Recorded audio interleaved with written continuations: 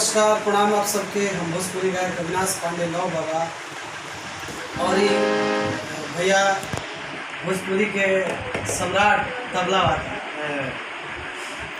और ये गीत हमारे बाबा के है जो उनकी गावत रहे आप सबके सामने पेश करते हैं।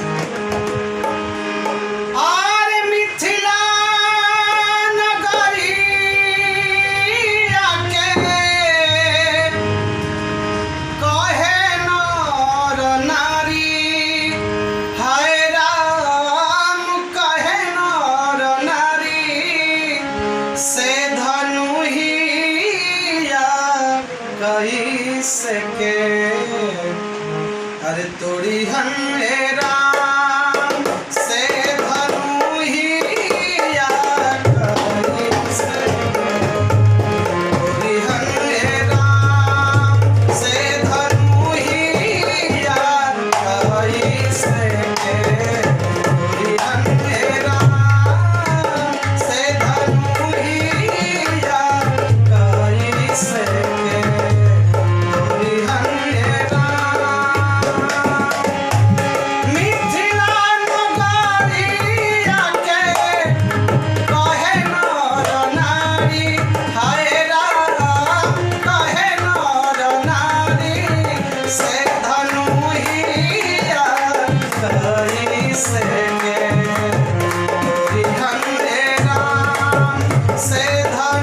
ही या कही सके